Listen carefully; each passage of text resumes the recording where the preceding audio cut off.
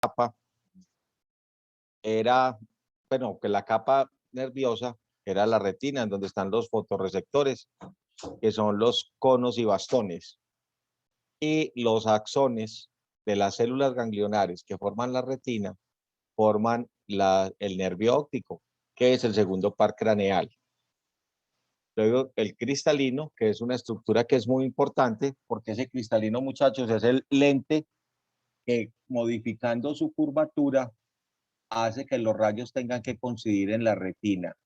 Si el rayo no coincide exactamente en la retina, entonces uno tiene trastornos de la acomodación, que son las enfermedades oculares más frecuentes, la miopía y la hipermetropía. En algunos pacientes puede cursar con astigmatismo. Aquí vemos el espacio que hay, la cámara anterior y la cámara posterior. Entre la cámara posterior y la cámara anterior circula un fluido que se llama el humor acuoso, que ayuda a mantener la forma del globo ocular y aporta oxígenos y nutrientes a la córnea y al cristalino. Luego, esta cámara de atrás, que es lo que se llama la cámara vítrea o el humor vítreo, este es un líquido de una consistencia un poquitico más densa. Ese mantiene el globo ocular y hace que la retina permanezca pegada a la coroides. La retina y la coroides están pegadas. Cuando se pierde la presión ese humor vítreo, muchachos, de esa cámara vítrea, entonces la retina tiende a desprenderse, a zafarse de la coroides, que es lo que en la clínica se conoce como un desprendimiento de retina.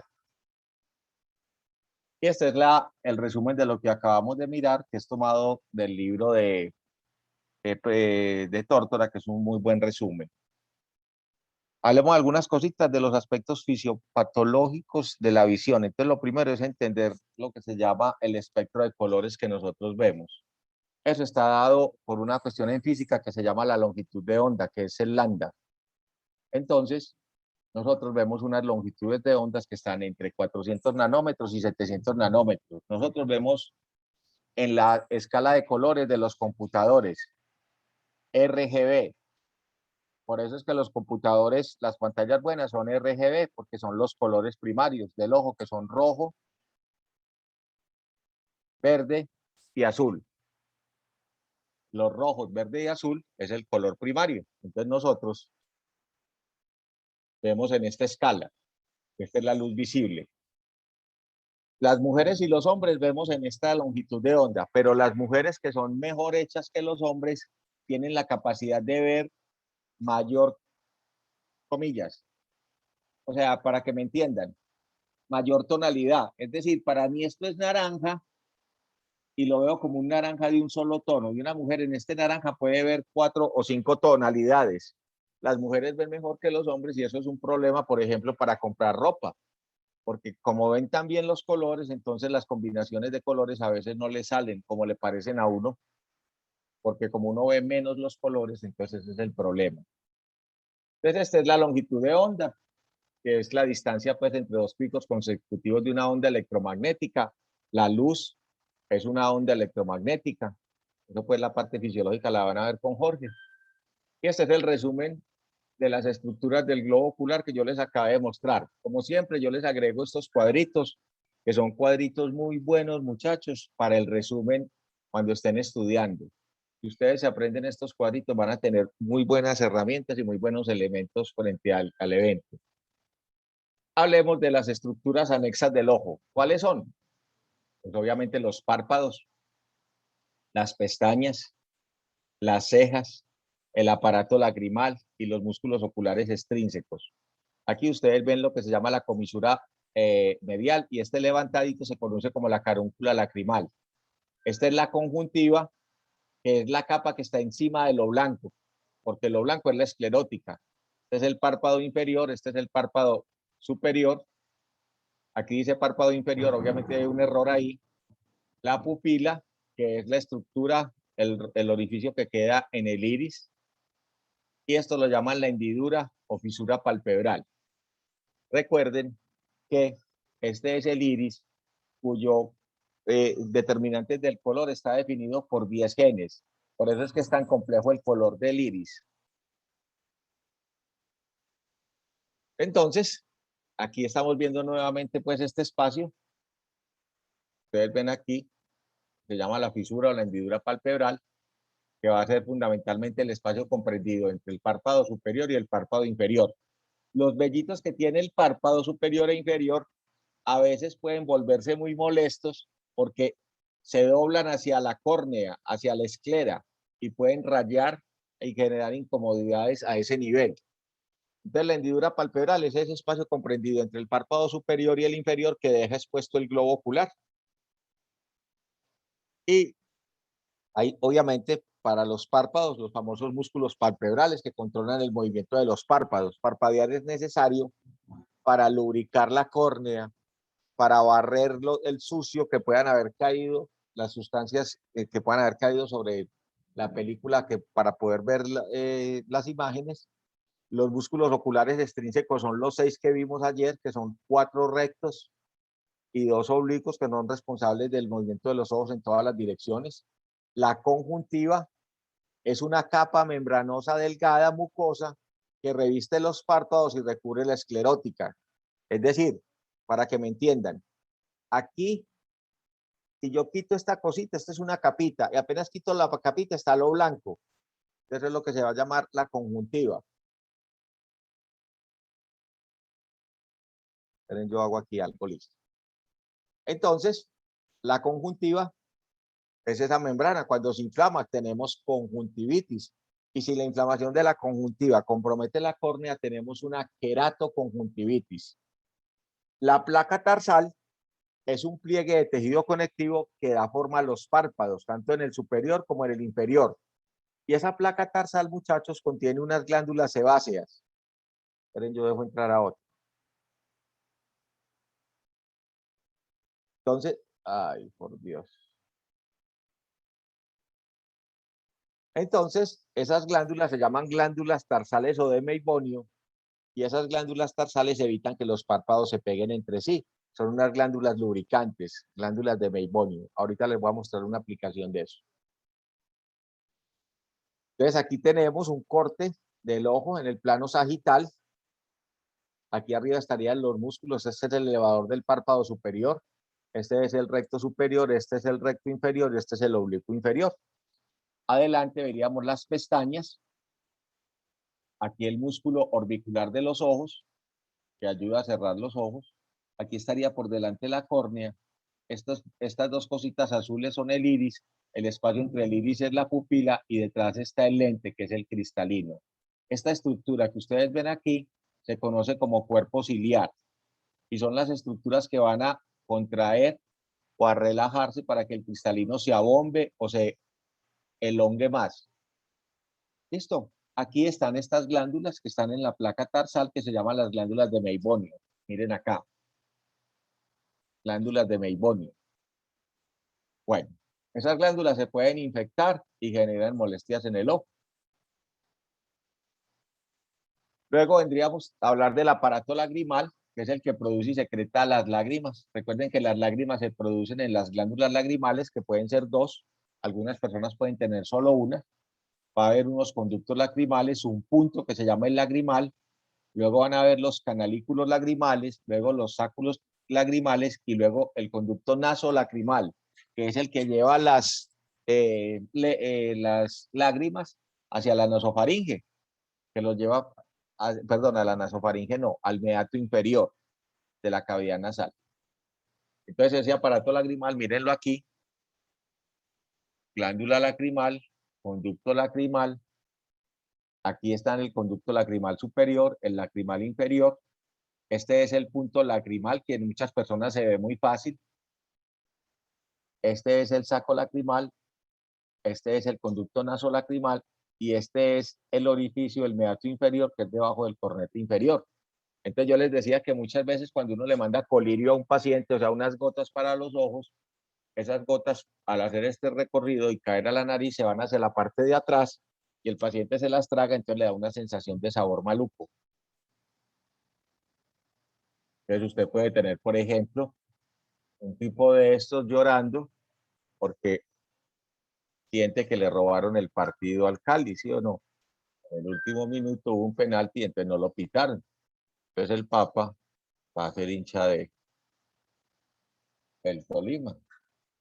Ojo, 6 músculos mueven el ojo.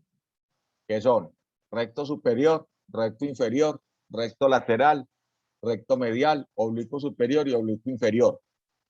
Y dijimos que, esperen, yo pues, que el globo ocular tiene dos túnicas o capas. La túnica fibrosa, que la repasamos ahorita, que decía que es la córnea y la esclerótica, y la túnica vascular, que tiene la coroides, el cuerpo ciliar y el iris. Me devuelvo para una bobadita, para que no se les olvide qué es el cuerpo ciliar.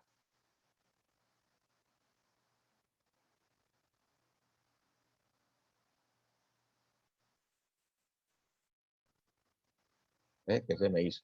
Esto que está acá es el cuerpo ciliar. Por aquí, muchachos, circula el líquido, perdón, que va aquí, viene por aquí y sale por aquí.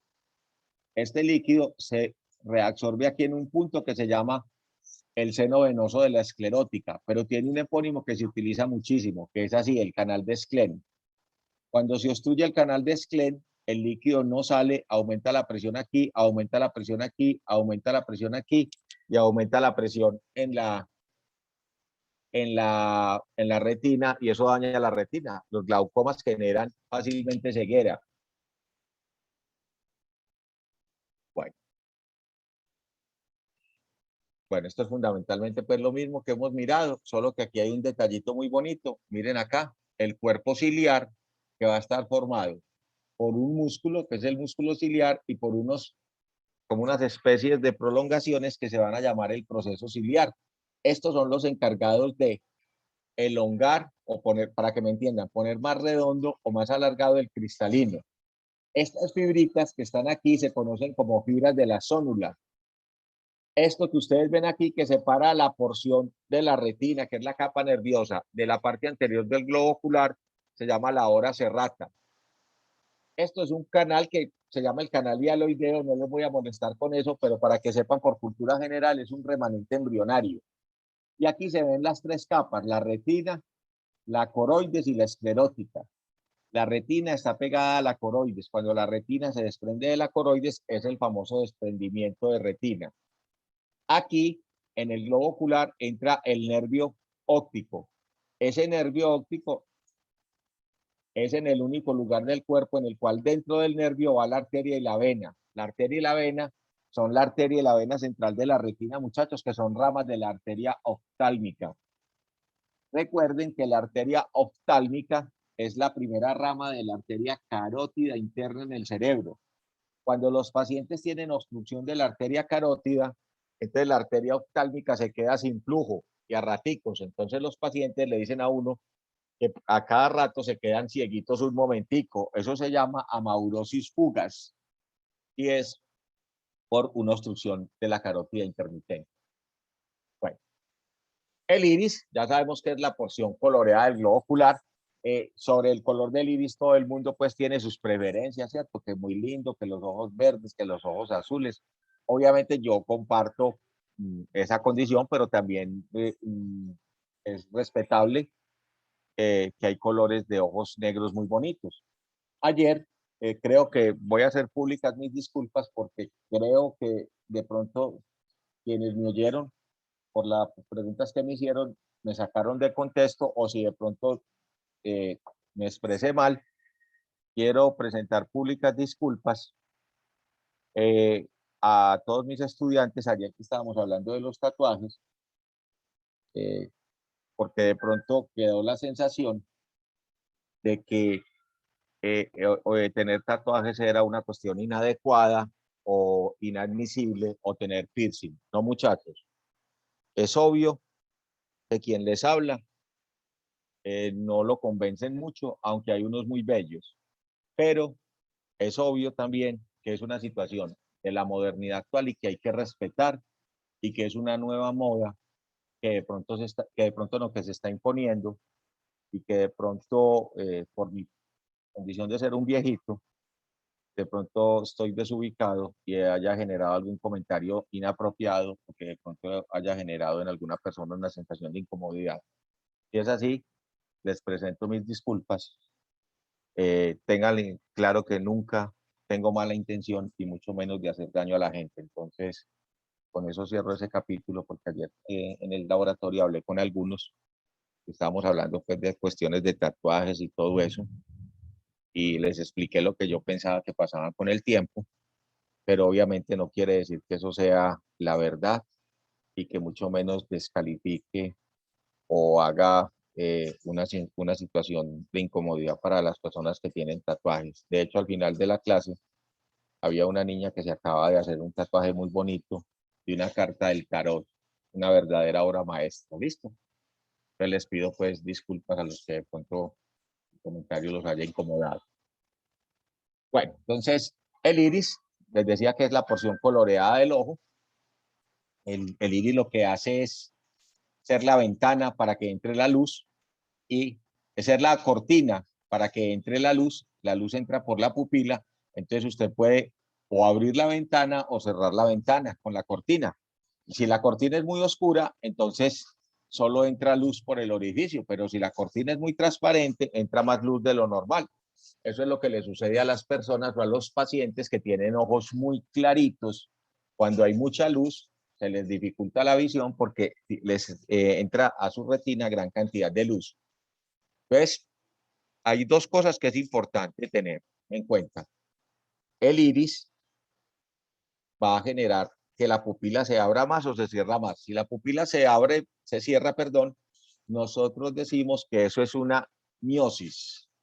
Y esa pupila se hace más pequeña cuando se activa el sistema nervioso parasimpático a través de los músculos circulares del iris.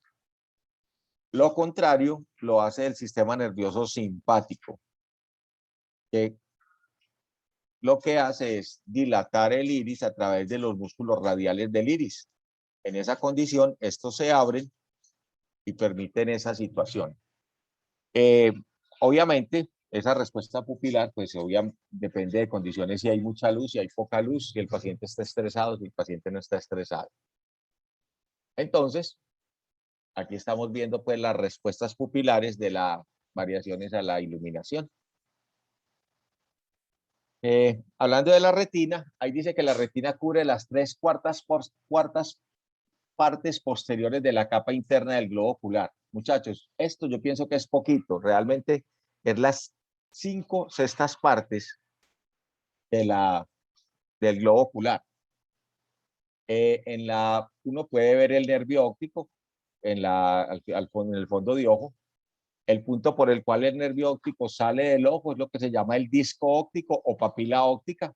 Ahí en la papila óptica, muchachos, recuerden que no hay retina, y como en ese lado no hay retina, no hay fotorreceptores, y como no hay fotorreceptores, entonces es obvio que ahí no hay visión. Ese es el famoso punto ciego que todos tenemos.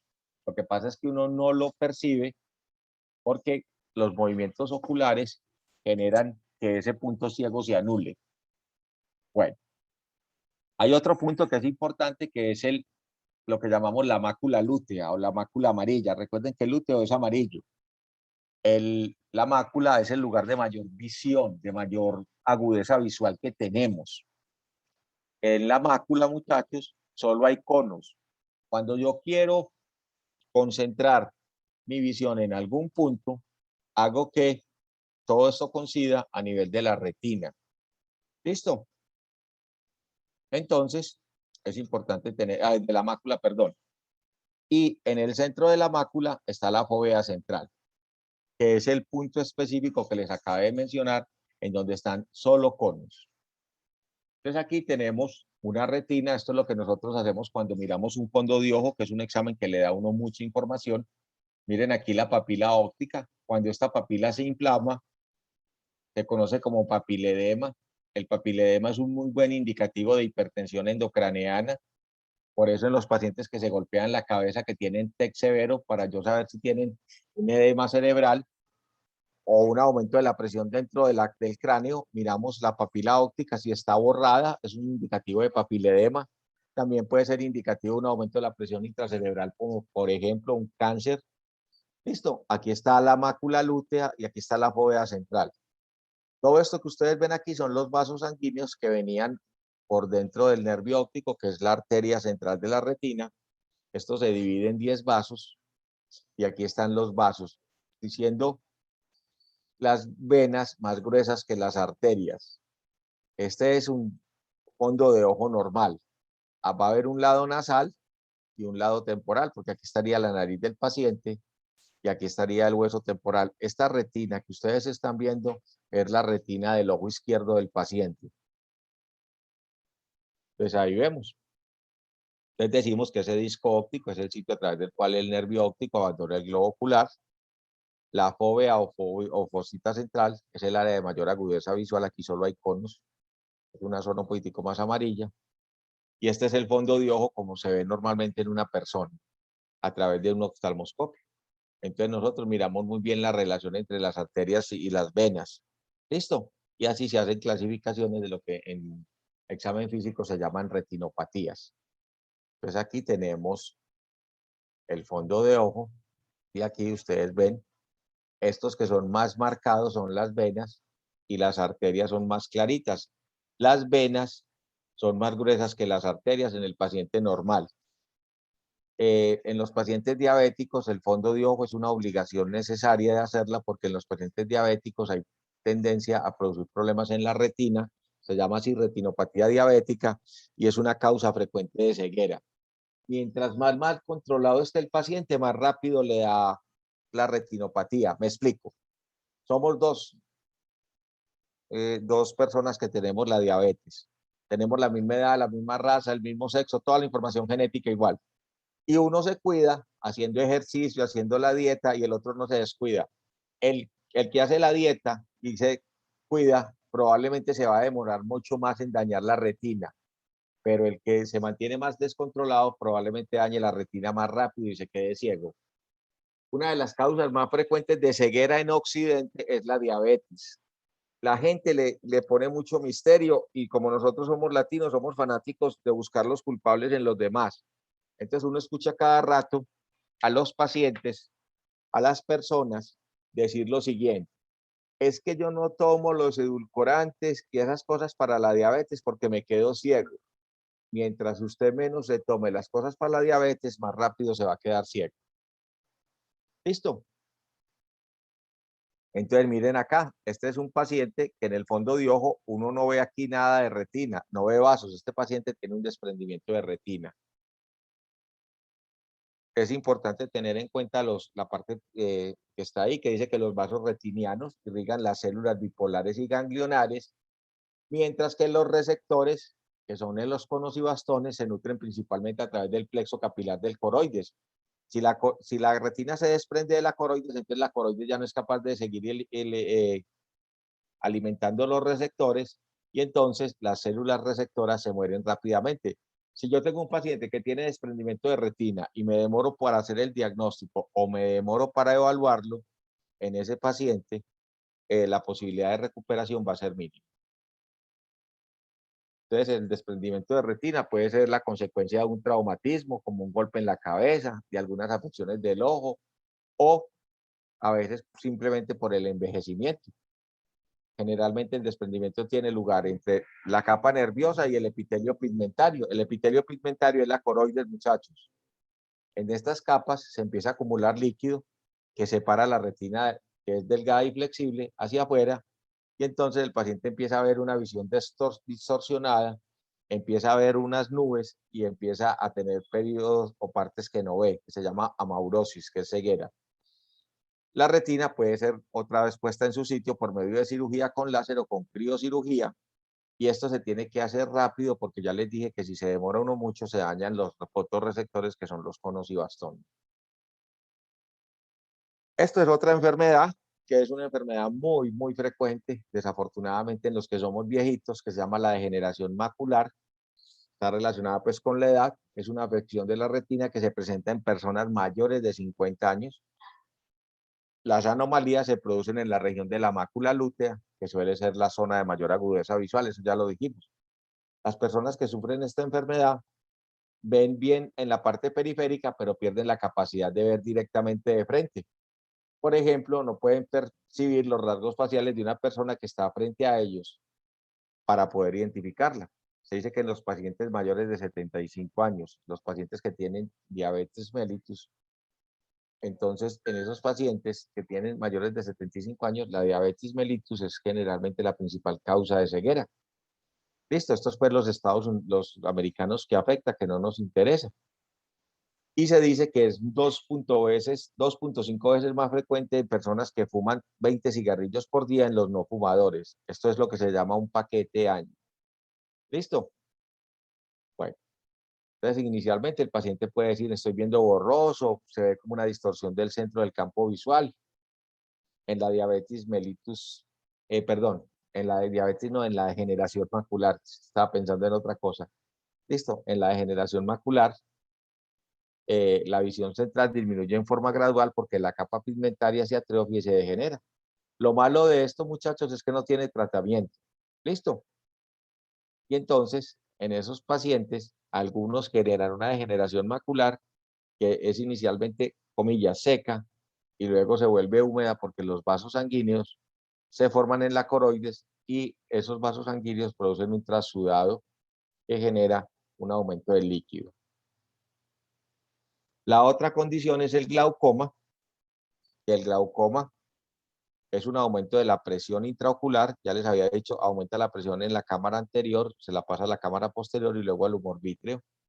Entonces ese glaucoma puede llevarlo a uno a la ceguera rápidamente. Hay dos tipos de glaucoma, uno que se llama el glaucoma de ángulo estrecho y otro que se llama el glaucoma de ángulo agudo.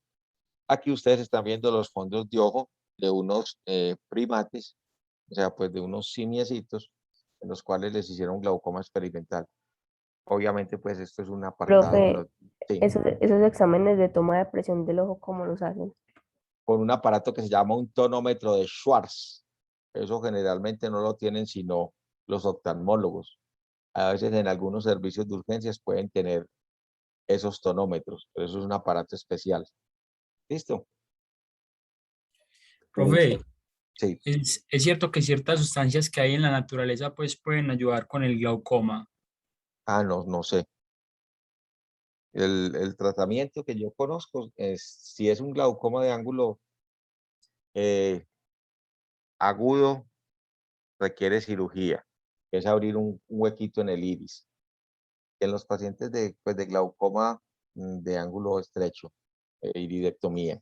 Y en otros, en los de ángulo agudo, hay que disminuir la presión rápidamente. Se utiliza a veces un diurético y después hay que hacer cirugía.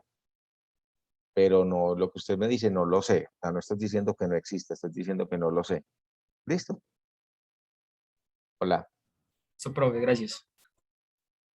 Bueno, entonces dijimos que la retina tiene los fotorreceptores. Los fotorreceptores son estos que ustedes ven, conos y bastones, que son células nerviosas especializadas para transmitir los impulsos eléctricos asociados a los fotones, a la cantidad de luz. Entonces los bastones tienen que ver con la capacidad de ver, yo lo llamo en penumbra. Este es el que le permite a uno ver sombras. Y los conos es muy fácil acordarse, conos de los colores. Entonces estos son los dos fotorreceptores. Estos procesan la información, se la pasan hacia unas células que se llaman las células bipolares. Estas células bipolares se comunican con otras células a una capa de células ganglionares y las células ganglionares juntan los axones y forman el nervio óptico. Recuerden que los axones forman los nervios.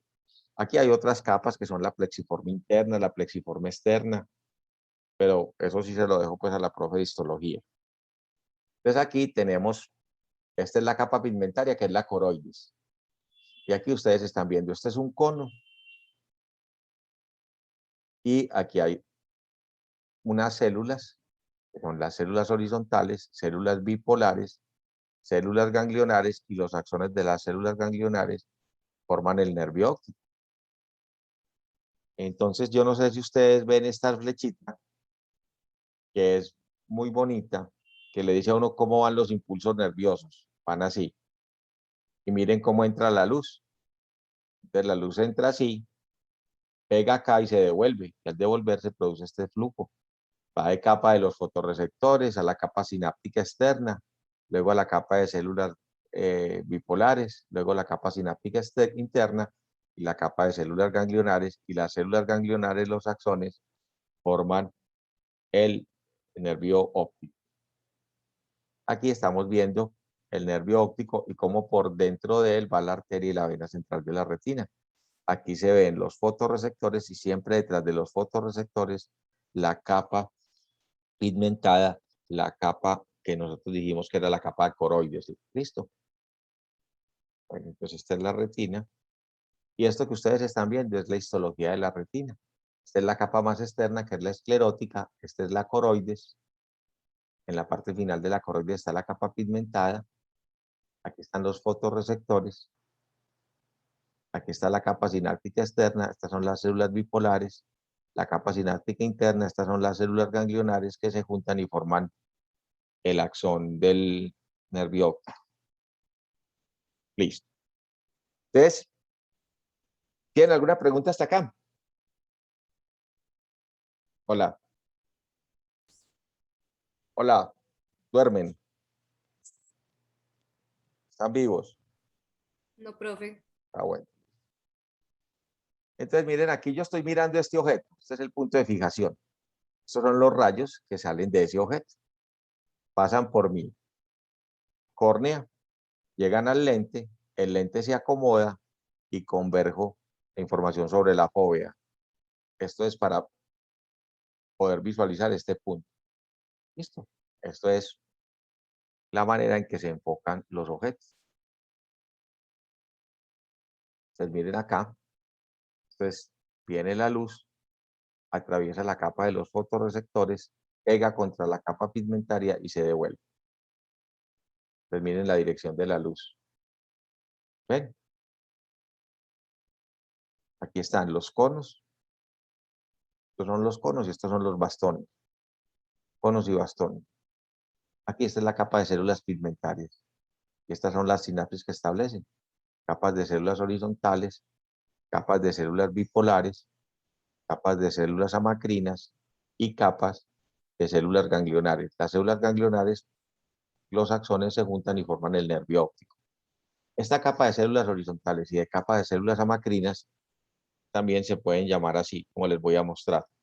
La capa sináptica externa y la capa sináptica interna. ¿Listo? Bueno.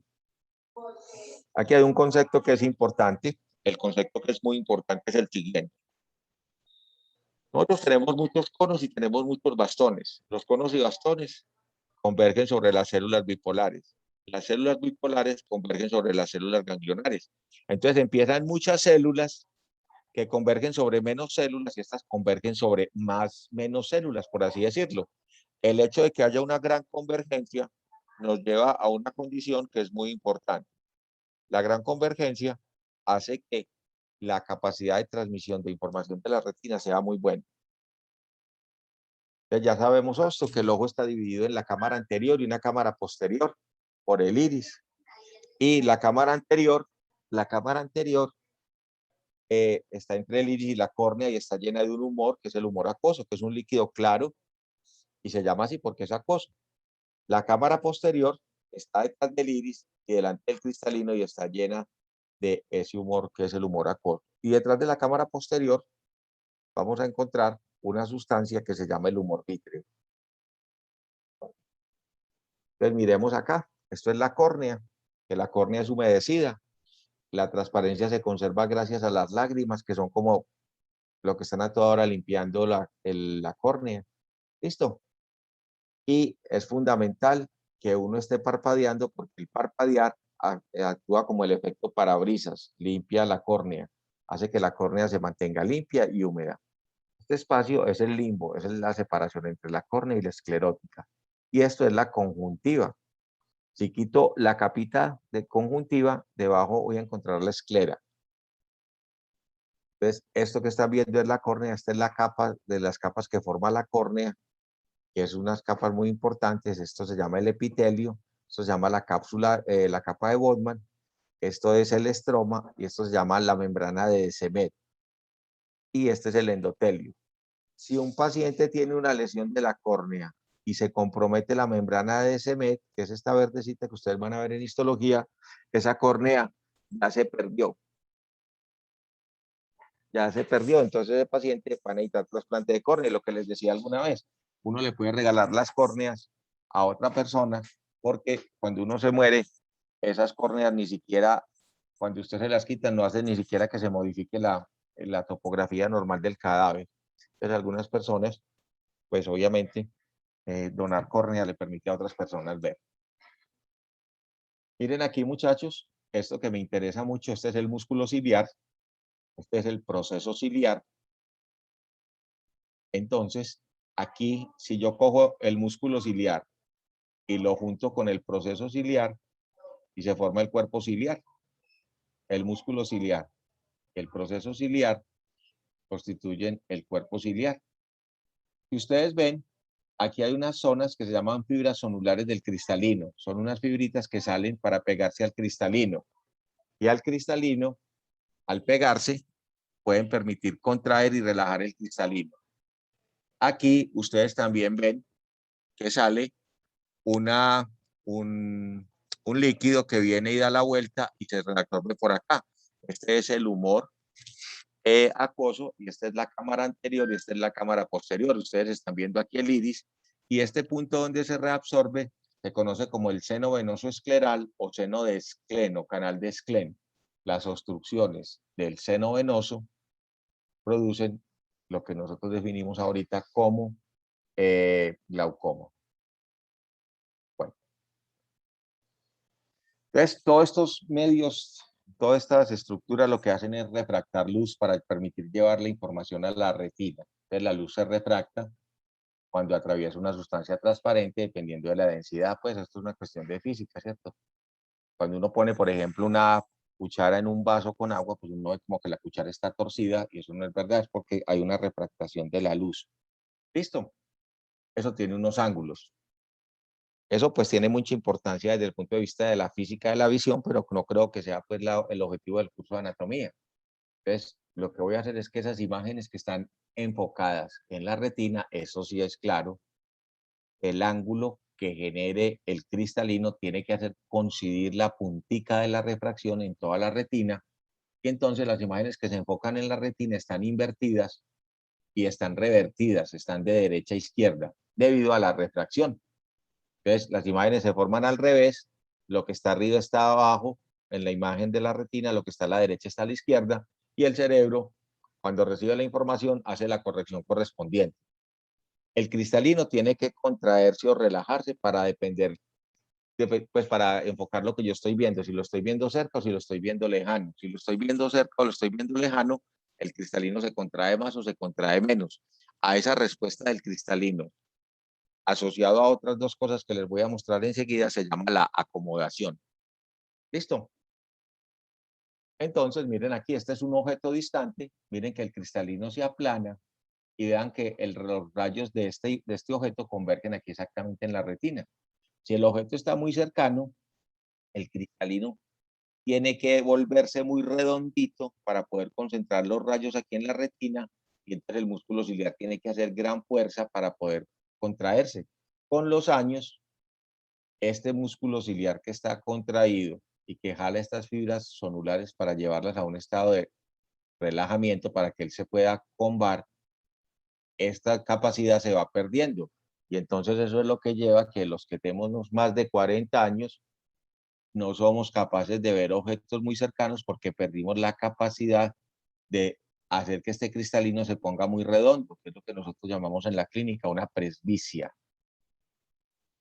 Entonces, en las personas normales, así como ustedes, que pues la mayoría de ustedes son personas muy jóvenes y que no tienen problemas visuales, la mayoría de las personas se enfocan en los rayos normales en la retina. Eso se llama el ojo normal, o eso es lo que se llama el hemétrope.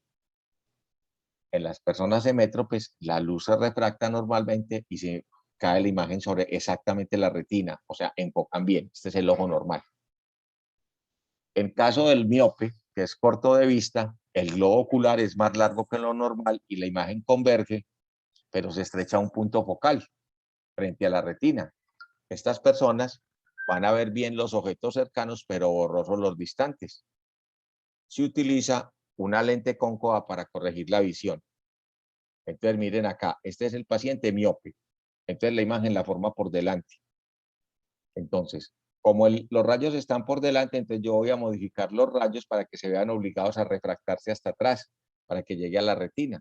Entonces utilizo un lente cóncavo porque este lente desvía los rayos y entonces los hace converger más atrás. Este es el ojo de un miope corregido con el lente que nosotros les mandamos. Entonces recuerden, ven bien de cerca, pero mal de lejos. Los miopes ven de cerca, pero de lejos no. Los hipermétropes ocurre lo contrario. El globo ocular es más corto. Y entonces, como es más corto, entonces la imagen se forma por detrás. Entonces el lente no es así, sino que el lente es así para hacer que los rayos converjan más. Entonces, dependiendo del defecto que yo tenga, me mandan el lente. Ahorita hablamos un poquito del concepto de astigmatismo. Entonces, miren acá, este es el ojo miope sin corrección, este es el ojo miope corregido con el lente, con un lente cristalino cóncavo. Miren acá, en el ojo hipermétrope, la imagen se forma detrás y entonces lo que hacemos es un lente convexo para que los rayos diverjan más y entonces se forme más atrás la imagen. Esto, perdonen que está en inglés, es el mecanismo de acomodación. La acomodación es el proceso por el cual el ojo ajusta la forma del cristalino para mantener enfocados los objetos. Entonces, esto va a depender de estos ligamentos que llamamos la zónula y el músculo ciliar. Entonces, este músculo ciliar ala o alarga el cristalino. Entonces, el mecanismo de acomodación es modificar este lente aplanado o lente circular. Entonces, el músculo se contrae, el lente se pone más redondito. Y entonces, miren aquí, este es el paciente hipermétrope, que es lo mismo que hiperopía. Entonces, ¿qué pasa? Forma la imagen por detrás. Se la corrijo con el lente y ya la forma en la retina. Entonces, se corrige con un lente convexo. El otro lo hace con un lente cóncavo. El paciente miope. Entonces, lo hago con un... Entonces, los miopes no pueden ver de lejos, pero pueden ver de cerca. Entonces, un miope ve muy bien esta imagen, pero al fondo no ve bien. Entonces, eso se produce porque la imagen se enfoca delante de la retina. ¿Hasta aquí tienen alguna pregunta? Profe, yo tengo una duda. Entonces, cuando se hace la cirugía láser para corregir la miopía, ¿cuál sería como la función del láser o qué se haría? La función del láser es que lo que hace es corregir el cristalino. Modifico la curvatura del cristalino porque la curvatura del cristalino también influye en cómo llega el rayo. Entonces, esos láseres hacen unos cortes específicos sobre las curvaturas del cristalino para modificar como tal la convergencia. ¿Listo? Hola. Profe, ¿y es verdad que las cirugías, pues después de un tiempo se pierde el efecto como de la cirugía? Lo que pasa es que no es que se pierda el efecto, sino que el defecto que yo tengo sigue progresando, es decir, el ojo se sigue deformando. Entonces, a mí me hicieron la cirugía para cuando tenía una deformidad hoy. En 10 años la deformidad ha crecido, entonces la cirugía ya ha perdido parte de su poder. ¿En todo el mundo? No, no en todo el mundo. Algunas personas, la cirugía le dura muchísimo. Por eso es que los oftalmólogos, cuando van a hacer esas cirugías, miran mucho cuál es el defecto que tiene el paciente y cuál es la edad. Entonces, algunas veces ustedes van a escuchar que a pacientes muy jóvenes les dicen, no, esperemos un tiempito para que el defecto llegue como a su máxima expresión y al operarlo el resultado sea el más óptimo. ¿Listo? Sí, profe, muchas Bueno, gracias. entonces este es el miope. Entonces los miopes ven de cerquita, pero mal de lejos. Y este es el hipermétrope. Hay un error. Listo. Aquí me equivoqué. Iba a poner la otra diapositiva. Esta es la correspondiente al miope. Y la otra es del hipermétrope, que no ve bien de cerca, pero ve bien de lejos. Y se produce cuando la imagen se enfoca por detrás de la retina. Qué pena con ustedes, se me olvidó, ese pedacito no me quedó ahí. Bueno, entonces miren el paciente miope. Ah, como se ve bien, ¿sí o no? Entonces ve aquí bien, pero ve allá lo otro, al fondo. ¿Listo? Entonces esto pues, miren aquí, este es el hipermetro. No ve bien, pero al fondo ve bien. Este es el miope.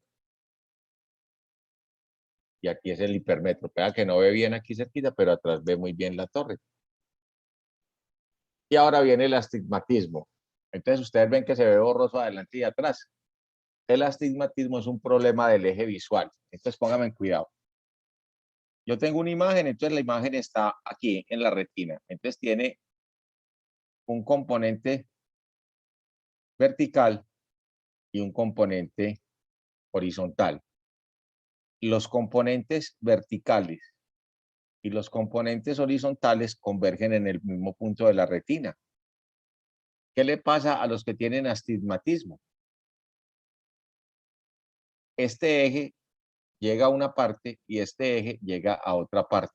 Entonces hay una deformación de la imagen que puede ser en el plano horizontal o en el plano vertical. Entonces ese es el astigmatismo.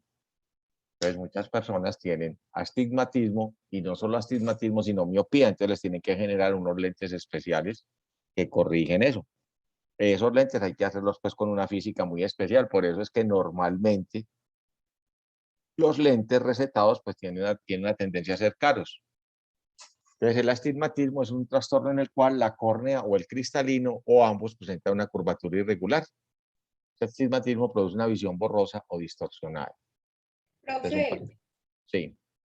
¿existe operación para corregir el astigmatismo? Sí, hay algunas cirugías que ayudan a corregir mucho el astigmatismo. También funciona como las otras, pues que debería uno esperar cierto tiempo o no. Sí, en estas también hay que esperar un tiempito para saber qué tan avanzado está el defecto. ¿Listo?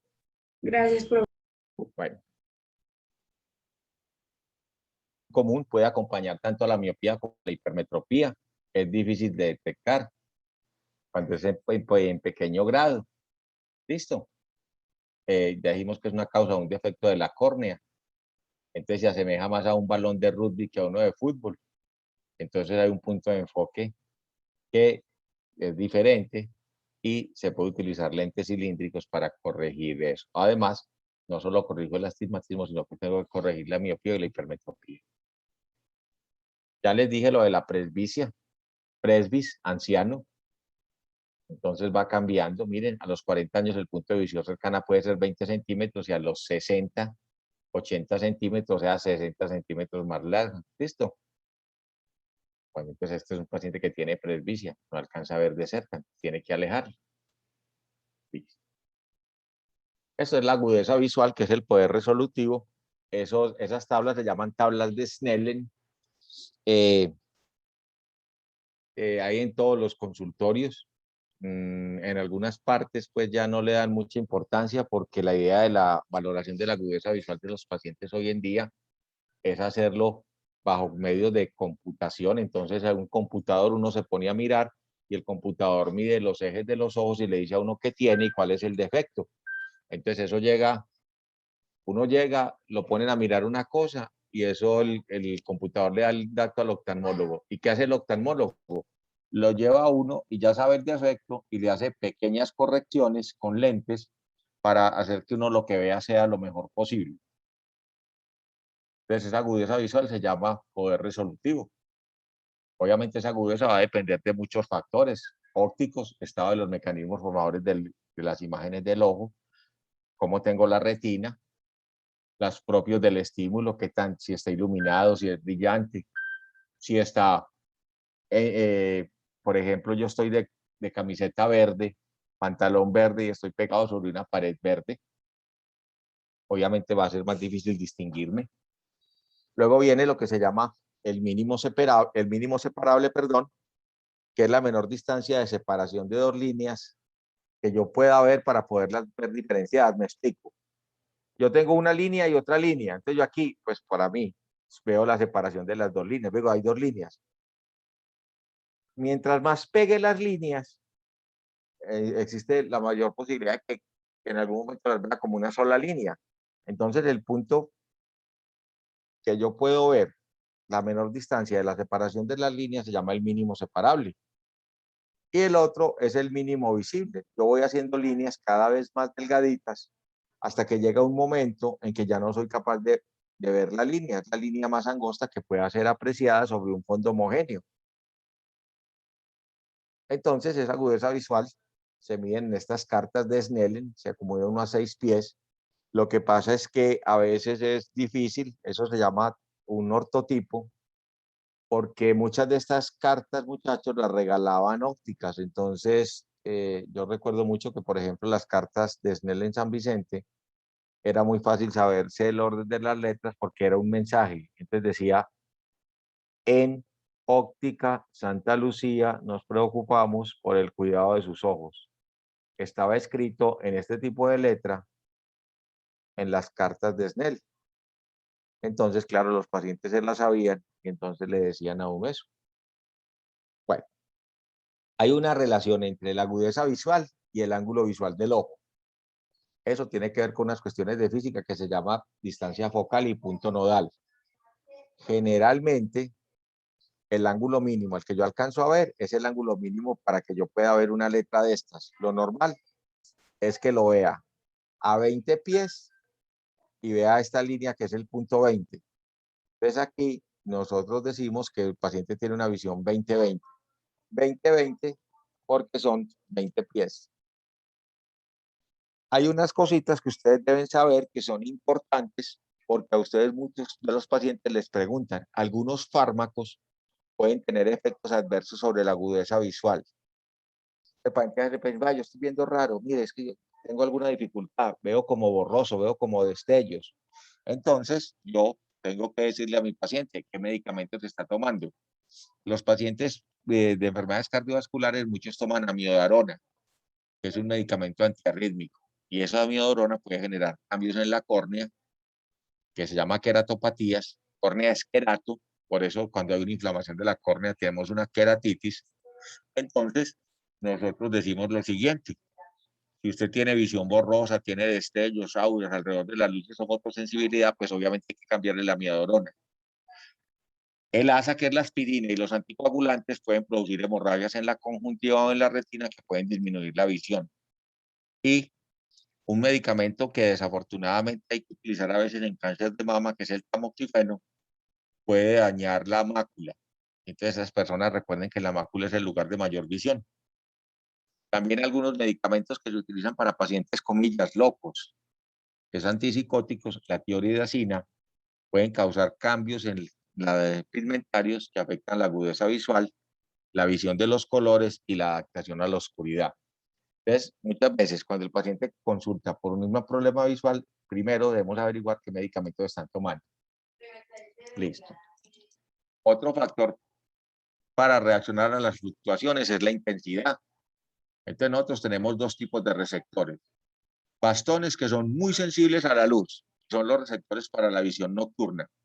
La visión nocturna se conoce como visión escotópica. La visión escotópica, muchachos, es lo que le permite a uno ver bultos. Es uno ve bultos en la noche. Usted no sabe qué es, pero ve unos bultos. Eso es la capacidad de discernir en la noche. Es como ver sombras.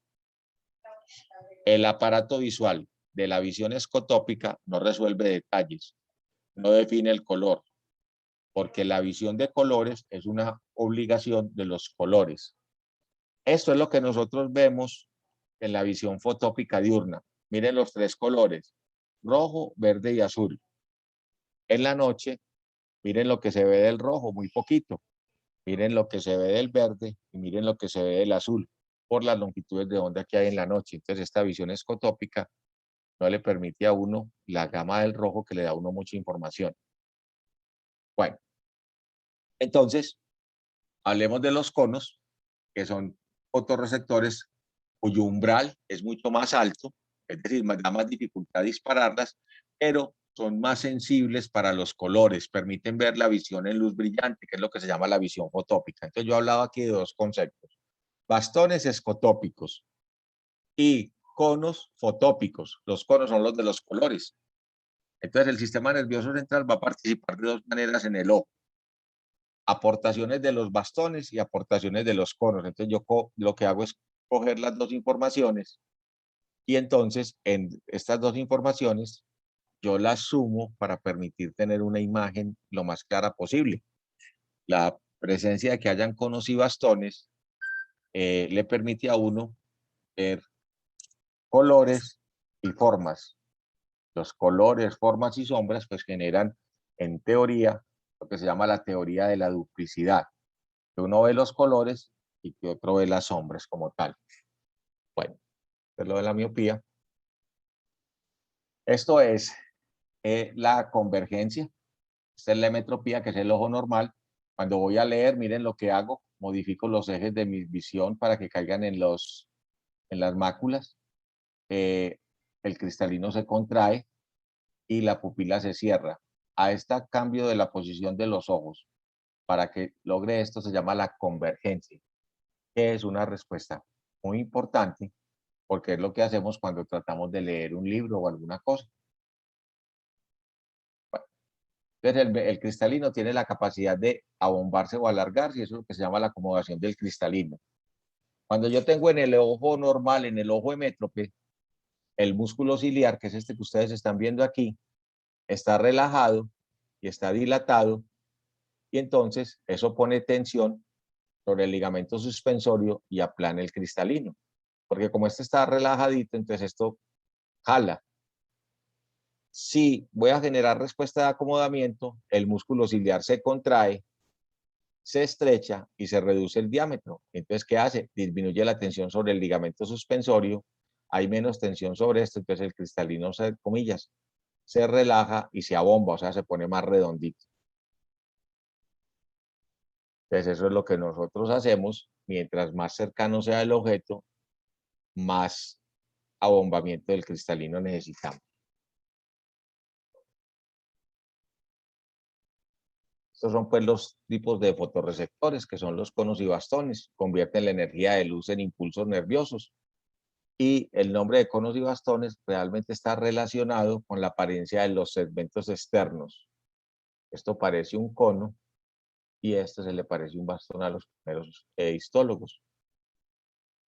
Entonces, ¿qué tienen los conos y bastones, muchachos? Tienen unos pigmentos. Esos pigmentos absorben la longitud de la luz, pero solo absorben la longitud de la luz en cierta longitud de onda. Y cada longitud de onda determina un color. Entonces, por eso es que los conos me permiten ver los colores, según la longitud de onda que tenga el color rojo, el color verde o el color azul.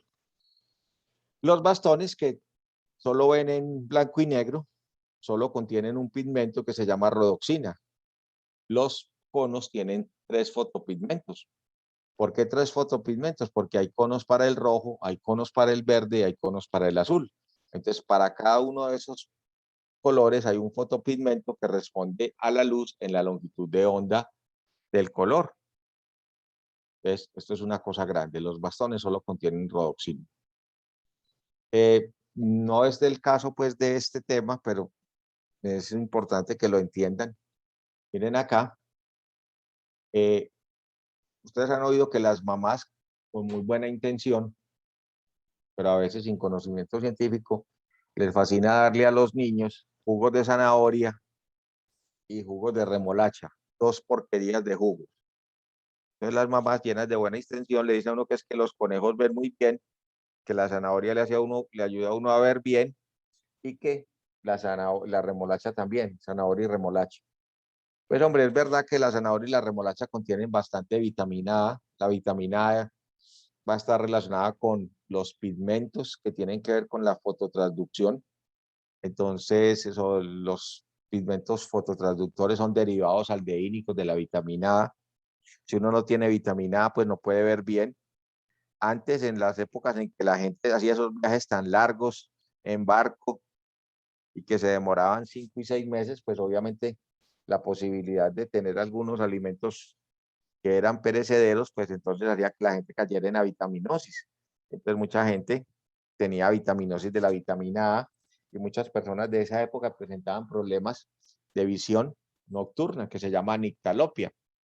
Hoy en día es muy raro que una persona tenga una deficiencia de vitamina A, pues eso es casi que una rareza, pero para que me entiendan, estos fotopigmentos tienen unas respuestas muy interesantes basados en ese concepto de que son derivados aldehídicos de la vitamina A. Entonces aquí tenemos los discos de los bastones en el segmento extremo, y aquí hay una molécula de rodoxina. Esto que ustedes ven es la molécula de rodoxina. Les voy a decir que el retinal es un derivado de la vitamina A, es un derivado aldeínico, que es el componente que va a absorber la luz en los fotopigmentos. Entonces, el retinal. Entonces, viene la luz. Miren, aquí llegó la luz y aquí está la oxina. La oxina, que está, en este caso va a ser el fotopigmento coloreado. La oxina se va a llamar la rodoxina. Cuando llega la luz, la rodoxina, que está aquí en el bastón, miren que tiene una forma aquí. En esta forma está en la forma de bioquímica que se llama cis. ¿Se acuerdan que los compuestos en química pueden tener una configuración cis o una configuración trans? Entonces, eso es lo que se llaman isómeros. Lo que hace la luz es coger el cisretinal y llevarlo a transretinal. Es el mismo, la misma oxina, es el derivado aldeínico de la vitamina A, pero la configuración bioquímica cambió de la posición cis a la configuración trans. Entonces, cuando la luz llega, convierte cis en trans. Eso se llama una isomerización porque es el mismo compuesto, solo que cambia la estructura, la organización de la estructura. Entonces, la oxina, esta transretinal, se va a separar de la oxina, que es la que está aquí, es retinal y la oxina. Entonces, la oxina se separa, vean aquí, este es el transretinal. Entonces, estaban los dos pegados, la oxina y el cisretinal. Llegó la luz, le cambió la configuración, entonces se separaron. Entonces, el transretinal se separa. Entonces, aquí ven que la oxina ya no tiene color. Entonces, venía de la luz, el transretinal separado de la oxina quedó solita, sin el transretinal, y como ya se separó, eso se llama blanqueamiento. Y cuando se blanquea, muchachos, se transmite el impulso nervioso que me permite a mí interpretar lo que estoy viendo. Luego, la enzima que se llama la isomerasa retinal convierte el transretinal a cisretinal. Entonces, ya cuando está el cisretinal, vuelve y se pega. Entonces, se pega y ya queda listo para el siguiente estímulo eléctrico. Esto de conversión es una cosa que van a ver en fisiología, pero me parecía importante que lo vieran aquí conmigo. Entonces, ¿qué hace la luz? Uno cuando piensa en la visión, uno dice, pues la visión que es un fenómeno tan hermoso, tan lleno de colores, pues uno piensa que es un fenómeno muy excitatorio. Y lo que uno pensaría que es un fenómeno muy excitatorio, realmente no es así. La luz lo que hace generar es un potencial receptor, de lo contrario, no despolarizante, sino hiperpolarizante en los fotorreceptores, e inhibe la liberación del neurotransmisor, que es un neurotransmisor inhibitorio, que es el glutamato. Entonces, ¿se acuerdan que la inhibición de la inhibición es la estimulación? Bajo este concepto, las respuestas en los ojos son muy bonitas porque lo que hacen es inhibir la inhibición y así se produce la respuesta como tal. Bueno, esta es el mismo cuestión. Entonces, hay fotorreceptores que dijimos que son conos y bastones. ¿Listo? Eso de que tienen mitocondrias, que no tienen mitocondrias, no me interesa mucho. Hablemos de los bastones, que se llaman así porque tienen una forma de bastón. A mí siempre me ha parecido que es medio acomodada la cosa, pero digamos, para no pelear con los histólogos, digamos que sí. Cada uno tiene un tallo o un infundíbulo, que son unas membranitas que los pegan ahí, tienen organelas intracelulares, y los conos fundamentalmente lo que generan es la capacidad de transmitir los colores. Entonces nosotros tenemos conos L, conos M y conos S. Si ustedes recuerdan, nosotros hablamos de 3 colores. Entonces, cada cono va a tener su propio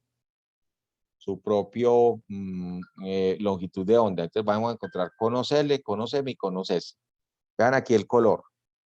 Vean que los L y los M están muy cercanos, el rojo y el verde. Por eso hay a veces problemas en distinguir entre el rojo y el verde, que es lo que algunos llaman erróneamente daltonismo. No es daltonismo, lo que pasa es que John Dalton, el de las proteínas plasmáticas, el del peso de las proteínas, sufría la enfermedad. Entonces, por eso la enfermedad dio el nombre de su paciente más notable. Entonces, conos N, conos L, conos M y conos S. Y entonces, aquí están los conos L, que son los que tienen que ver con el rojo, los conos M, que tienen que ver con el verde, y los conos S, que tienen que ver con el azul. Si ustedes ven arriba, hay unos números, no se preocupen, esa es la longitud de onda, ese es el lambda, que se mide en nanómetros. Entonces, si tengo poca luz, la pupila se dilata. Si tengo mucha luz, la pupila se contrae. Entonces, el potencial para funcionar de estos receptores, de estas respuestas, es un espectro muy amplio para las intensidades luminosas. De hecho, son intensidades en unidades de logaritmo. Y recuerden que los logaritmos son potencias de 10. Entonces, por ejemplo, cambiar de un lugar oscuro a uno muy iluminado puede generar que la luz se aumente 10 unidades de logaritmo. Entonces usted dirá, 10 unidades, nada. Esto es multiplicar ese factor por, ojo, 10.000 millones. Y entonces querría decir que nosotros continuamente estaríamos sometidos a cambios muy bruscos de iluminación, de fluctuaciones de luz. Entonces, para evitar que esas fluctuaciones sean tan graves, listo, resulta que hay un factor que reduce las fluctuaciones de la intensidad de la luz y es el diámetro pupilar. Entonces, la pupila se contrae o se relaja para evitar que se generen cambios tan importantes de luz que me deslumbrarían y no podría ver. Bueno, conos y bastones. Estos son el cisretinal y el transretinal. Yo no sé si ustedes alcanzan a ver que, por ejemplo, el CH3 estaba aquí abajo y aquí está aquí arriba. Ese cambio de ese cis en esta configuración es el cisretinal y el transretinal. Bueno, no me lo voy a saltar, pues que ya lo que acaba de explicar. Y entonces, nosotros hablamos de daltonismo y ceguera nocturna. El daltonismo está mal definido, ya les dije por qué. Tiene que ver con una incapacidad hereditaria para distinguir entre ciertos colores. Tiene que ver porque haya ausencia o déficit de alguno de los tres tipos de conos. Realmente no de los conos, sino de los pigmentos de los conos. La más frecuente que van a ver es la ceguera para el rojo y para el verde. En esos pacientes o faltan la enzima para el rojo o falta la enzima para el verde. Entonces la persona no puede distinguir entre el rojo y el verde, que es la causa más frecuente de ceguera para los colores. Recuerden que si hay deficiencia prolongada de la vitamina A y los bajos niveles resultantes de rodoxina pueden causar nictalopia, que es ceguera nocturna. ¿Listo? Entonces los pacientes no ven bien si hay poca iluminación. Entonces, nosotros con nuestros ojos generamos adaptación a la luz. Entonces sucede cuando un individuo pasa de un entorno oscuro a uno luminoso. Entonces usted sale de cine, donde estaba todo oscuro, y sale a uno luminoso. Eso es muy fácil, ocurre en segundos. En cambio, la adaptación a la oscuridad es cuando ocurre lo contrario. Usted viene a un área muy luminosa y entra al teatro que está todavía apagado. Para esto se demora más. Por eso cuando uno entra a cine tarde, uno al principio casi que no diferencia bien. A medida que va pasando el tiempo, uno va siendo capaz de obtener más detalles. Entonces, es más fácil adaptarse a la luz que adaptarse a la oscuridad. Y eso tiene que ver fundamentalmente con la velocidad de coloración y regeneración de los fotopigmentos en los conos y en los bastones. Quiere decir que la adaptación en los conos es bastante rápida, mientras la adaptación de los bastones es bastante lenta.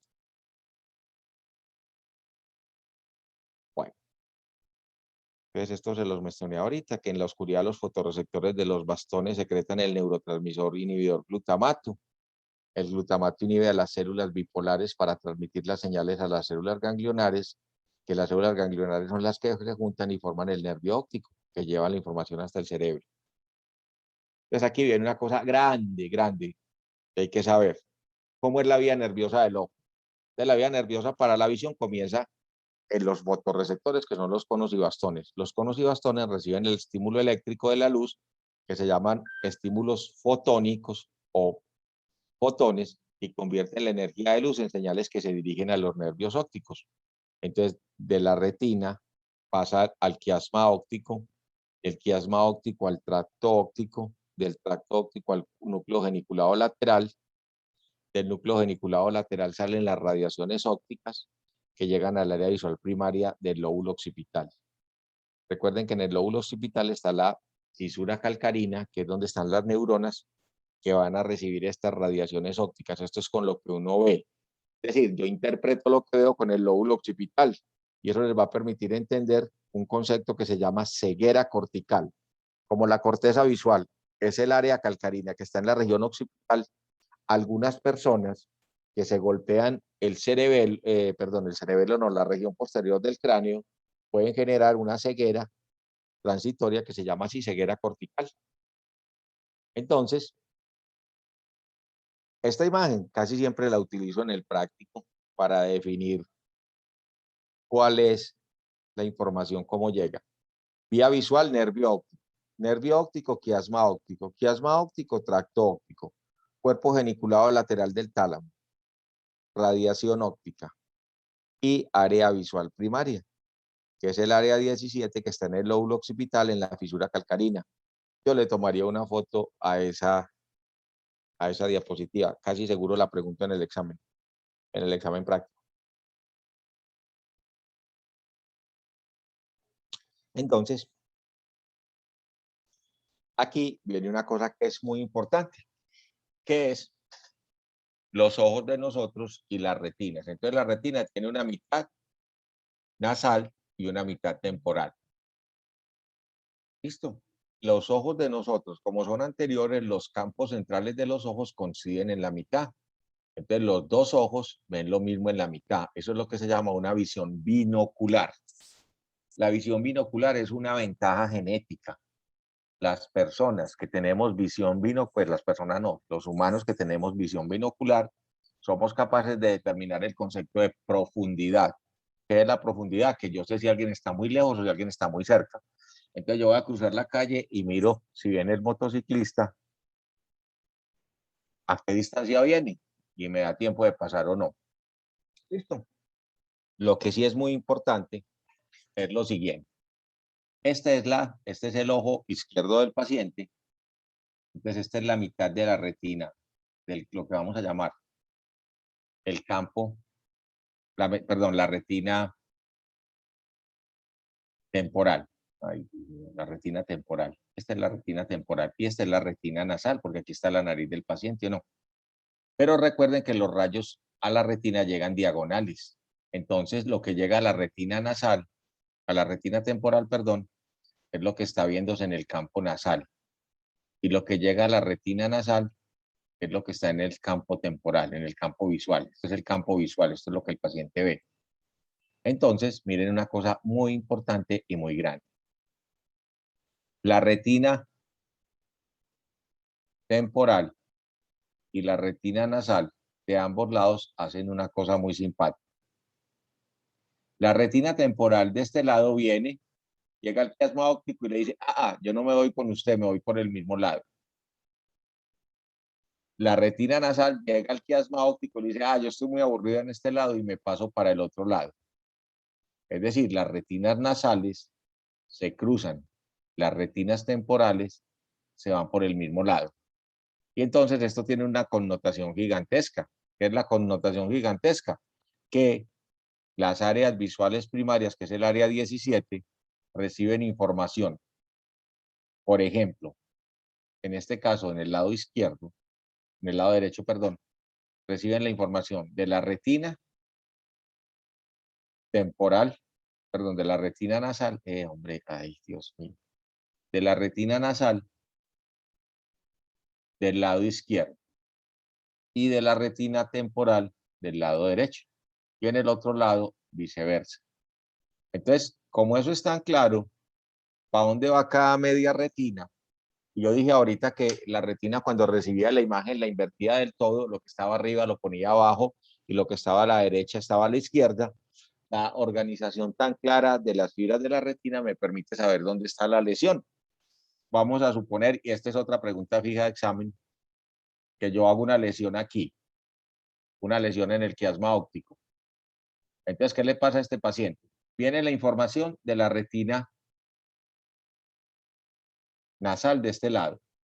Entonces no puede pasar. O sea que el paciente Esta retina no ve. Viene la retina nasal de este lado. Tampoco puede ver, o sea que el paciente no ve acá. Como no ve acá, lo que no ve es lo que está en los campos temporales. Entonces él no ve lo que está a los lados. Entonces este paciente es medio ciego, hemianoxia. Y como es de los dos campos temporales, porque a mí no me interesa la retina, sino lo que el paciente ve y es el campo temporal, entonces yo digo que este paciente tiene una hemianopsia bitemporal. Las lesiones del quiasma óptico generan hemianopsia bitemporal. Entonces, ¿qué le dice uno al paciente? Este es un ojo, este es otro ojo. Entonces, ¿qué le dice a uno él? Yo no veo aquí y yo no veo aquí. Entonces, veo aquí, entonces el paciente le dice, no, yo veo como una cortina. Entonces, hemianopsia bitemporal. Si la lesión es aquí, entonces miren lo que pasa. La retina de este lado que cruzó no se ve, entonces el paciente no ve aquí. Y la retina de este lado que se mandó por este mismo lado tampoco se ve, entonces el paciente no ve aquí. Entonces, ¿qué pasa con el paciente? Hacemos los ojitos, no ve lo de este lado y no ve lo de este lado. Entonces eso se llama hemianopsia heterónima porque es de dos lados. Entonces eso es importante analizarlo. Y otra pregunta fija del examen es que uno sea capaz de describir dónde ocurre la lesión y qué le va a pasar al paciente. Bueno. Entonces, los dos campos visuales de cada ojo son el nasal, que es el medial, y el temporal, que es lateral. La información de la mitad visual, la información visual de la mitad derecha de cada campo visual se transmite al lado izquierdo del cerebro. Y la información visual de la mitad izquierda de cada campo visual se transmite al lado derecho. Esto es lo que les acabé de explicar con las retinas.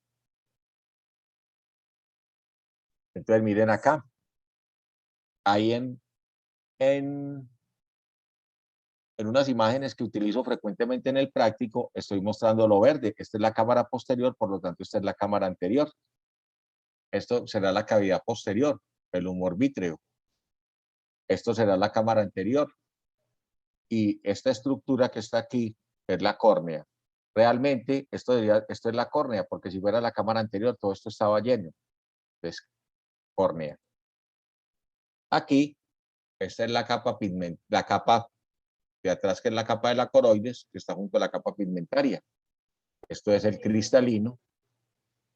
Esto es la esclera. Esto que está aquí es el cuerpo ciliar, que es el que regula el ojito, el lente. Este es el ganglio ciliar, que participa en los reflejos de los ojos. Esto obviamente es el iris. Esto que está aquí es la córnea. Este espacio es la cámara anterior. Estos son los músculos. Este es el recto superior. Este es el oblicuo superior. Este es el recto externo. Este es el recto inferior y este es el oblicuo inferior. Entonces, aquí cada uno de esos músculos somos capaces de identificarlo. Miren esta imagen tan linda para un práctico. Yo le tomaría una foto a ese. Entonces, ahí tenemos esa condición. Y entonces, muy importante dentro de esta concepción es entender lo que le puede pasar. Este es un paciente en el que ustedes ven diferencias en la pupila. ¿Listo? Ven que el párpado está caído, se llama ptosis palpebral. ¿Listo?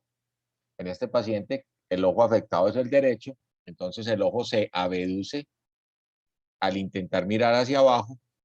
El músculo oblicuo mayor, que está intacto, que es inervado por el patético, hace que el ojo vire hacia adentro. Pues el ojo se va hacia allá. De los pacientes que tienen lesión del tercer par en el lado derecho, se caracterizan por tener el párpado caído, la pupila dilatada y el ojo tiene tendencia, cuando mira hacia abajo, a ubicarse en esta posición. Si el paciente tiene una lesión del patético, que es el del oblicuo superior, entonces, obviamente, miren que hay una asimetría en el lugar en donde están los ojos. Este está más arribita, este está más bajito. ¿Listo? Este paciente tiene afectado el ojo derecho. Entonces, el ojo afectado se eleva al mirar hacia adelante. El grado de elevación va a aumentar con la aducción. Es decir, cuando yo le digo que saque los ojos. ¿Listo? Y disminuye con la abducción. Estoy hablando del ojo en cuestión que está dañado. ¿Listo? Y entonces los pacientes a veces para poder mirar y compensar esta desigualdad comienzan a mirar con la cabecita torcida. Entonces, yo dejo entrar aquí algo. Entonces, la elevación va a aumentar al inclinar la cabeza hacia el lado afectado. Miren acá, incliné la cabeza hacia el lado afectado, entonces vean que se subió más. Y disminuye al inclinarla hacia la parte opuesta. Entonces, estos son signos muy típicos de lesión del cuarto par, que inerva el músculo oblicuo superior. Esta es la lesión del cuarto par. Y esta es la más fácil que les he dicho a ustedes, que es la lesión del sexto par. Perdón, sí, el sexto par. Las pupilas están iguales, entonces le digo al paciente que mire. Recuerden que el tercero y el sexto están comunicados para que cuando el ojo derecho se salga, el izquierdo se meta, comillas. Entonces aquí tenemos una lesión del motor ocular externo.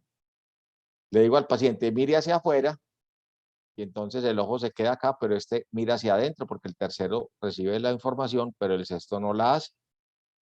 ¿Listo? Profe, Sí.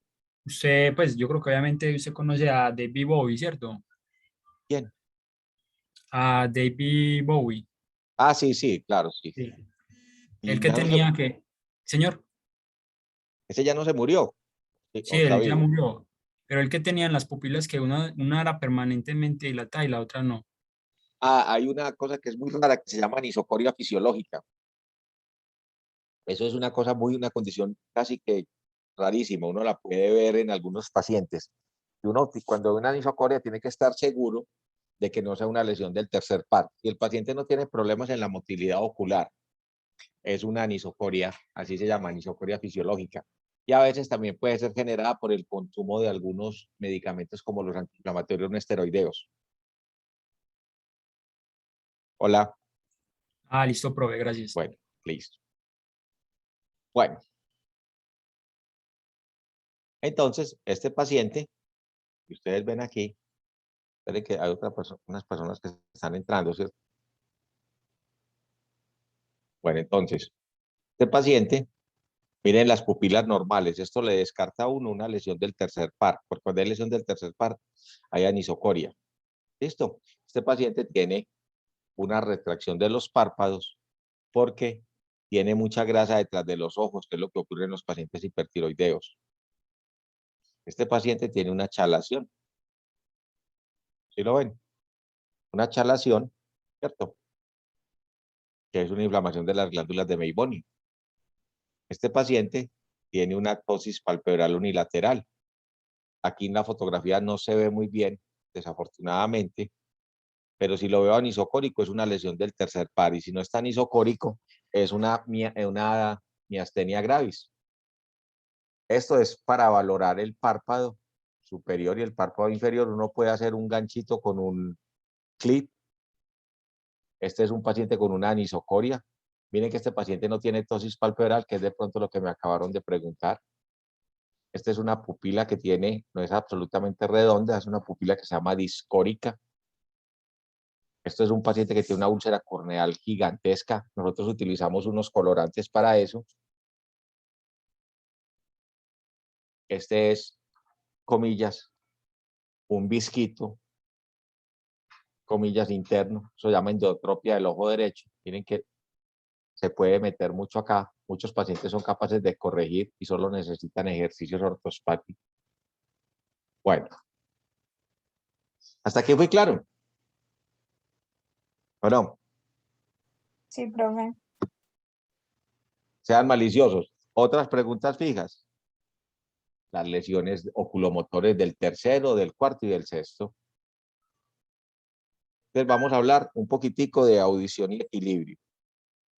La audición es otro de los sentidos especiales. Esta cosita que me la encontré en internet una vez me pareció muy bonita porque hace una representación muy simpática de los procesos de la audición. Entonces hay como un embudito que recoge el sonido, hay una pandereta que transmite el sonido, que es la membrana timpánica, que lo transmite a través de los huesecillos que son el martillo, el yunque y el estribo, y eso lo transmite a la cóclea, y aquí hay una pesa que es el equilibrio, ¿no? Entonces, nosotros hablamos, cuando hablamos de audición, tenemos que hablar de equilibrio porque los receptores están ahí. Entonces, yo digo que la audición va a depender, según la topografía anatómica del oído, de 3 porciones del oído externo, del oído medio y una porción del oído interno, que es la cóclea. El equilibrio, que es el otro, va a depender de estructuras del oído interno, que son los conductos semicirculares, el utrículo y el sáculo. El utrículo y el sáculo están metidos en una estructura que se llama el vestíbulo, que fue lo que les mostré ayer. La mecánica básica de la información que se transmite en audición y en equilibrio son células ciliares. Esas células ciliares, un líquido las hace mover y al mover los cilios se producen potenciales de acción que generan el impulso nervioso. Los conductos semicirculares, que son 3, detectan la aceleración angular en cualquiera de los 3 planos del espacio. El utrículo detecta la aceleración lineal horizontal, es decir, cuando voy corriendo hacia adelante o hacia atrás. Y el sáculo detecta la aceleración lineal vertical cuando estoy en un ascensor. ¿Listo? Sáculo. Y entonces, nosotros hablamos clásicamente de 3 condiciones: oído externo, oído medio y oído interno. Todo lo que esté de la membrana timpánica hacia afuera es oído externo, que va a estar formado por el pabellón auricular, por el conducto auditivo externo y llega hasta la membrana timpánica. La membrana timpánica, la cadena de huesecillos van a ser el oído medio y las estructuras nerviosas que se encargan de la audición y el equilibrio van a ser el oído medio. Entonces vamos a ver en detalle pues eso. Entonces, ¿cuál es la función de los oídos? Detectar sonidos y conservar el equilibrio. Audición y equilibrio están en el oído como tal. La audición dijimos que tenía que ver con el oído externo, el oído medio y la cóclea del oído interno. Y el equilibrio tenía que ver con los conductos semicirculares, con el utrículo y el sáculo, que son estructuras del oído interno. Entonces, la anatomía de la oreja, el pabellón auricular, es esto que dijimos ayer que era el hélice, esto que es el antihélice, esto lo llaman las ramas del antihélice, esto se conoce como la fosa triangular, esta como la fosa escafoidea, esto que saca es la concha de la oreja, y este es el conducto auditivo externo, este es el trago, este es el antitrago, y esto se llama la escotadura intertrágica, y esto es el lóbulo de la oreja. Recuerden que la mayoría de la oreja es, ¿cómo se llama? Es cartílago. Y el lóbulo es grasa con gran cantidad de sensibilidades. Entonces repitamos. Hélice, antihélice, fosa triangular, fosa escafoidea, las ramas del antihélice, el conducto auditivo externo, el trago, el antitrago, la escotadura antitrago, y esta cosita se llama la concha de la oreja. Y este es el lóbulo de la oreja. En algunas personas se encuentra un levantadito acá, que le dicen tubérculo de Darwin. No está en todo el mundo. Entonces, este es un sentido, como la visión, muy especial. Esa transducción de las vibraciones sonoras en señales eléctricas por parte de los receptores auditivos es 1000 veces más rápida que la respuesta a la luz por parte de los fotorreceptores oculares. El oído también cuenta receptores para el equilibrio. Ya dijimos que se divide en 3 regiones: oído externo, oído medio y oído interno, que es lo que ustedes están viendo acá. Aquí de pronto más detallado, oído externo, Aquí está el pabellón auricular. Algunos animalitos son capaces de mover el pabellón auricular y muchas personas humanas también son, muchas personas humanas, no, obvio, muchos humanos son capaces de mover las orejitas para que actúen como unas parabólicas. El conducto auditivo tiene unas glándulas que producen un material que se llama el cerumen. Ese cerumen, muchachos, tiene la capacidad de atacar las infecciones bacterianas. Entonces, esa cera no es mala, esa cera es buena. Lo malo es que si esa cera se acumula mucho, por ejemplo, por una infección, genera un tapón de cerumen que debe ser removido. Nunca olviden que ese tapón no puede ser removido si no hay previamente la aplicación de algunas gotas que permitan que ese tapón que está duro se vuelva, comillas, se hidrate y sea más fácil sacarlo cuando se hace el lavado, que se hace con una jeringa a presión. Ese tapón de cerumen es muy prudente utilizar glicerina carbonatada. Algunos a la glicerina carbonatada le agregan pequeñas cantidades de gotas de silocaína, que puede ayudar un poquitico a disminuir la sensibilidad, porque de todas maneras eso es fastidioso. Y recuerden, se debe hacer con agua tibia, eso no se puede hacer con agua fría. Pues no se puede, no se debe hacer con agua fría. En el oído medio encontramos el martillo, el yunque y el estribo. El estribo, pues, se parece mucho a lo de los caballos. A mí me gustaban mucho los caballos, pero a raíz de que hay un personaje en este país que le gustan mucho los caballos, y yo soy diametralmente opuesto a ese señor, entonces ya no me gustan los caballos. Tampoco me gustan los zapatos esos. ¿Cómo se llaman los zapatos, hombre? Que eran muy famosos, que son como de caucho, de plástico. ¿Mm? No, están dormidos. Botas, profe, botas. No, no, no. Crocs. Eso, Crocs, eso. También me gustaban los Crocs, al señor también le gustan, entonces ya tampoco me gustan los Crocs. ¿No? De hecho, tenía unos y los regalé. Bueno, entonces, aquí está el aparato vestibular, aquí está la cóclea, que es con lo que oímos, y aquí están las salidas de los dos receptores, coclear, que es audición, y los vestibulares, que son el equilibrio. Recuerden que hay uno para el equilibrio lineal y otro para el equilibrio angular. Es por eso que ustedes ven aquí saliendo varios nervios. Esto que ven aquí es la trompa faringotimpánica o trompa de Eustaquio, que desemboca en la nasofaringe y cuya función fundamental es equilibrar las presiones en el oído medio. En los niños, esta trompa no tiene esta direccionalidad. En los niños la trompa tiende a ser más recta. Entonces las secreciones tienden a quedarse. ¿Listo? También en los niños, la trompa en la parte final, ustedes ven que aquí en la trompa final del adulto hay cartílago, en los niños no hay cartílago, entonces hace que la trompa colapse más fácil y todo lo que en nosotros se obstruya se infecta. Y fuera de eso, en donde desemboca la trompa, los niños tienen las adenoides y algunos niños tienen hipertrofias de adenoides, entonces cierran como tal esto. Bueno, ¿quedó claro? Hola. Sí, profe. Bueno, nos falta un pedacito chiquito de oído. Lo voy a dejar para el lunes. El examen incluiría hasta oído. Lo que nos falta es mínimo el oído. Entonces el lunes termino y empiezo el otro tema. Y el martes hacemos el coso y el... ¿Cuándo es que haremos el examen? ¿El jueves? Sí, profe, el jueves. Listo. Entonces nos vemos el lunes. Anoten ahí por favorcito. Anoten que vamos en la diapositiva 173. ¿Listo? Ya nos falta un poquito. Sí, señor. Listo. Gracias, lunes profe. a las 2 de la tarde. ¿Listo? Listo, gracias. Profe, Bueno, pues, gracias. chao, chao. Gracias, profe.